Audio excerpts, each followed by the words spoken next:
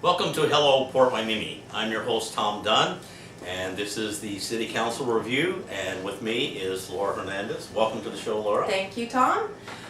This is the meeting on March 20th, and it was quite a long meeting. It was a good meeting. And a lot was covered, and we're going to try to put it in perspective so that you'll understand what's going on and have a better idea of what the City Council is trying to accomplish. And it's In less time than it took, right?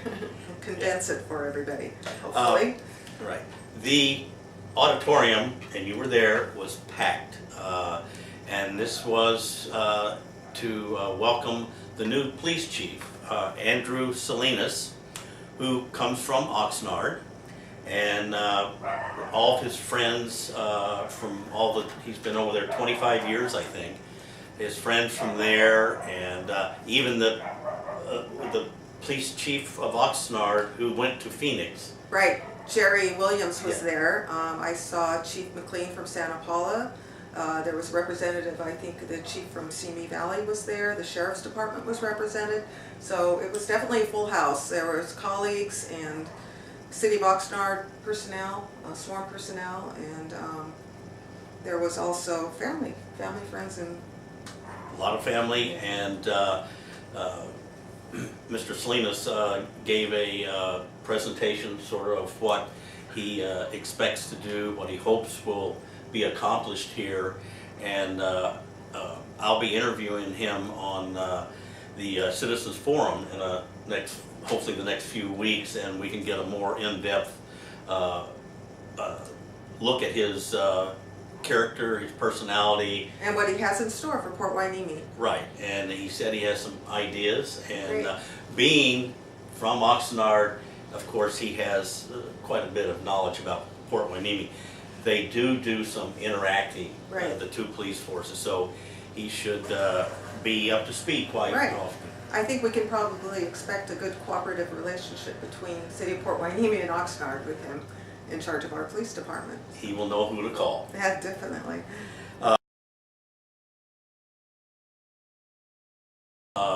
After that, we had the Ventura County Fire Chief, Norm Plott, is retiring, and after 35 years, and he did spend some time in Port Hueneme within that 35 years, and he made a report. He had a great visuals of the whole city and showed where in the last year all their responses had been, and 80% of the Ventura County Fire Department responses in Port Hueneme were medically related. So that sort of puts a different perspective on it, doesn't it? Right. I think it's pretty common now that most of the calls that fire departments receive are medical calls, which in a sense is good in that they're not fires or other more tragic situations, although we have had those. But I think the response time that he spoke to in making those medical calls, I think gives our public some reassurance that they will be there to assist within a reasonable time, within 4 to 5 minutes, right? That's what he said, and I noticed something, and I've talked to both the fire department and the first responders from the ambulance companies, and a lot of times you see a fire engine or two or three ambulances, and you wonder, what's that all about? Is that overkill, or what? But in talking to them, I found out that the fire department is highly trained in first responding to an emergency medical crisis that somebody may have. So when they get there, they take care, they have all the equipment to do the first response. And then the ambulances come, and their job is to maintain the whatever is being assisted to the victim, and then to transport. Right. The fire department doesn't have anything to transport people quickly to the hospital. So that just cleared up something for me, seeing all that. Right. Firefighters are trained EMT paramedics, I believe, so they have the ability to treat medical issues on scene. And then the ambulance comes and provides more life-sustaining support and then transports. We're going to miss Chief Plott. He's been with the fire department, as you mentioned, a long time. I've worked with him. He's going to take with him a lot of institutional knowledge, a lot of experience. They don't get better than him. He's definitely going to be missed. His replacement is going to be John McNeil, and John has been with the Ventura County Fire Department for a number of years, so I think the flow from one to the other will be seamless, and I think the Port Hueneme, we're getting great service from them, and I look forward to continue. Right, they're doing a transition right now, and Norm has been taking Chief McNeil around and introducing them to people and making sure that there's going to be a smooth transition after he leaves. Chief McNeil will be able to step in seamlessly and take over his position.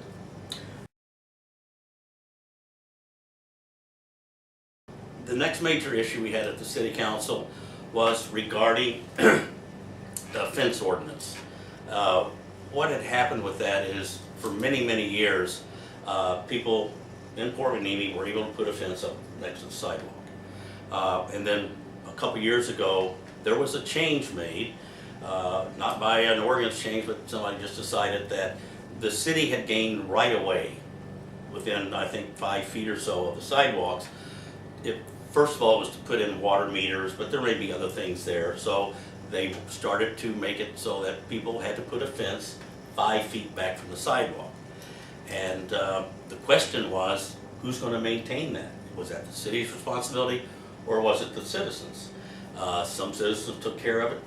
Others let the weeds grow because they said it's not my area anymore.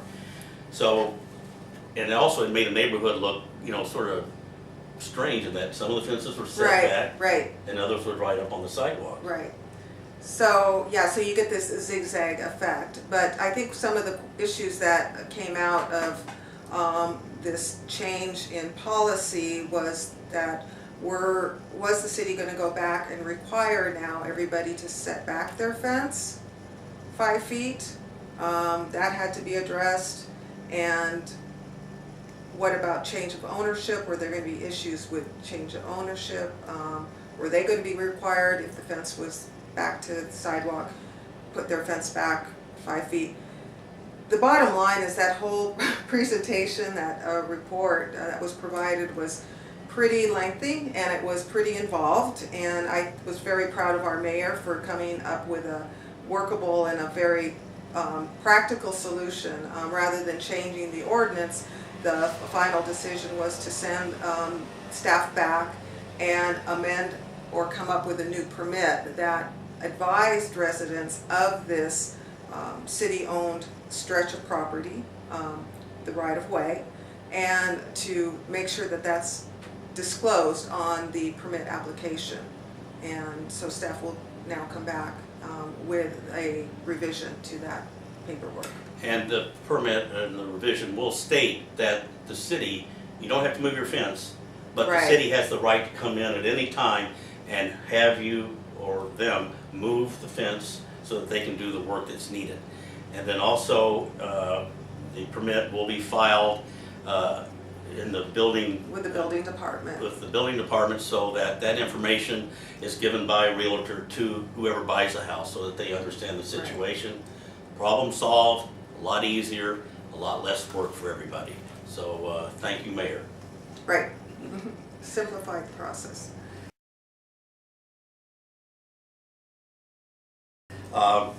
The next thing on the agenda was the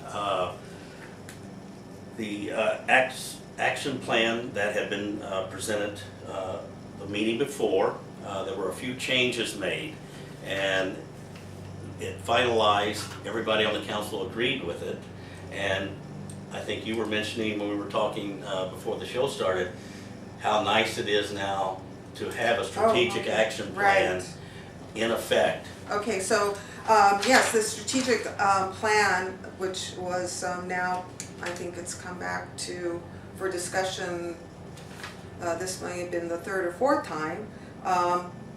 There were 5 areas, goal areas, that were identified. beach and coastal, let's see, I have them here. Promote coastal amenities, cultivate a high-performing organization, maintain infrastructure at a high level, enhance community involvement, and sustain our financial future. Those are 5 goals. And what was nice about the meeting was that each of the city council members, just happened to be 5 council members, took upon themselves to be assigned to one of each of these goals. So we have Jim Hensley, who's going to be in charge of promoting coastal amenities, and Sylvia, who will oversee the cultivating of Councilman Schnapps, overseeing high-performance organizations, Councilman Berg, maintaining infrastructure, Councilman Sharkey, enhancing community involvement, and Mayor Tom Figg will be overseeing the goal on sustaining financial future. And so our council members will go out and oversee the implementation of these goals and report back to City Council. Very good structure, ways for things to start to be getting done, which has been lacking over the last number of years. One of the things I'm real happy about the plan is that there is a part in there about a Citizens Advisory Board. And what this does is it's going to provide a communication link between city government and the citizens, where information both ways will be passed back and forth.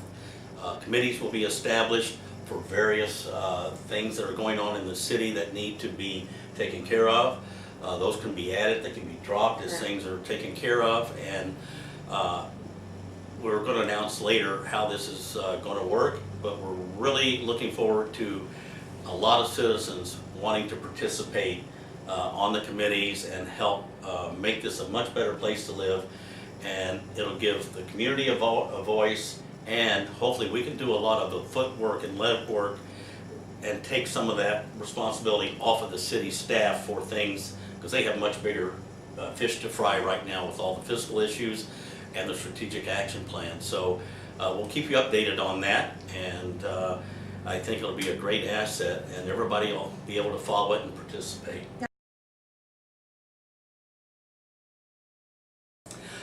The last thing we had on the city council meeting was the city manager goals and expectations.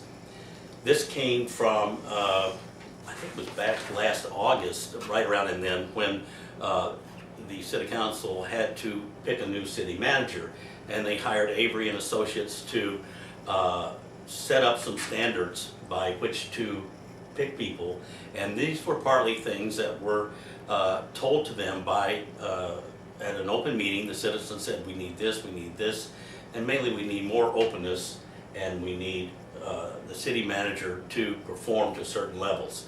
So the city council has worked with the city manager, and they have put together certain goals that every 6 months will be reviewed, and to see that everybody is working towards the same goal and that issues are being resolved. This was designed to eliminate some problems before, when it was disjointed.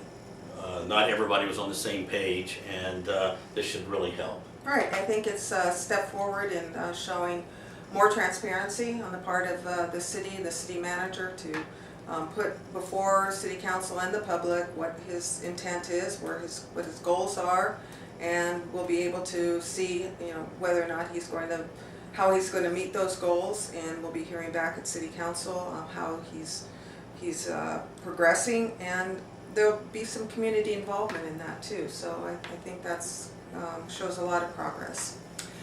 Thank all of you for joining us today on the City Council Review, and we look forward to seeing you at the next review. Good day.